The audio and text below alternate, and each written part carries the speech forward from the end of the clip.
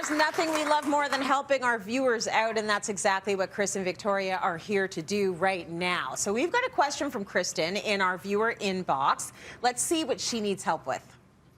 I'm looking to upgrade my backyard fence. I do have some DIY experience, but have never built a fence before. Do you have any recommendations on what tools I should use, as well as any design ideas that could complement my backyard? Love this question.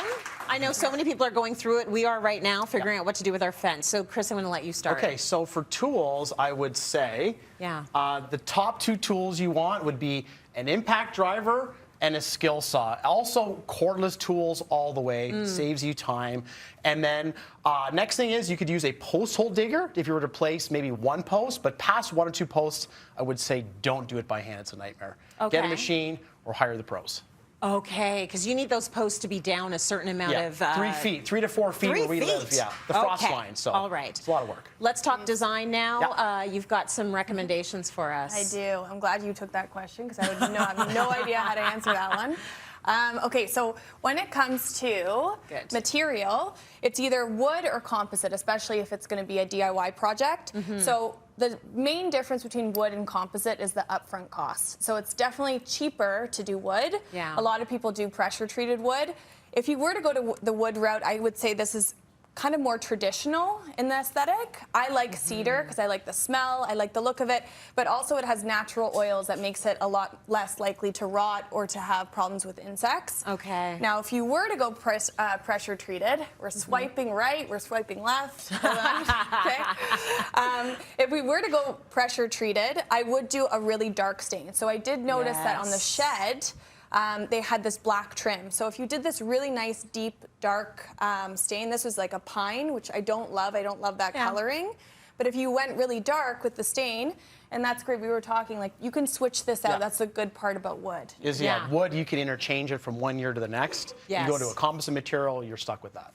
That's true. It's just that wood is a lot of work. Yes, lots of maintenance. It's a lot of maintenance, but I love laying them out that way. Very contemporary. Yeah, very modern, and this is composite. So you really, with composite, get the look of wood. Usually it's made out of recycled plastic and wood, so you get the look of wood, but then you get the low maintenance of plastic. It's super, super durable. In terms of maintenance, all you have to do is wash it down. That's true. So, but you are committed to the color. So I would say for the backyard that we just saw, I would go somewhere in the darker realm. I love this, which is nice and rich, or even something that's a bit more gray.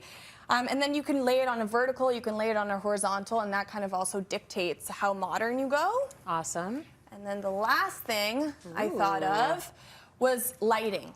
Lighting is so important in a backyard because it can extend how many hours you get to use it. So this is solar lighting.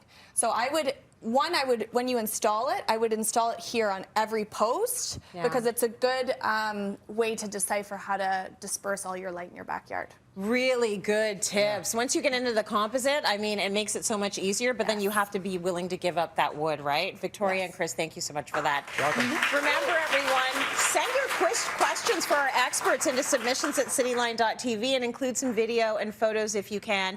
It really helps us to help you better. Let's go to break. More coming up. Really good. These are beautiful.